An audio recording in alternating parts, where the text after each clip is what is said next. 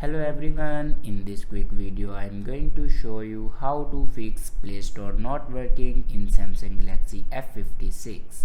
So watch this video carefully and follow every step as I am showing in video, and don't forget to subscribe the channel and also hit the bell icon.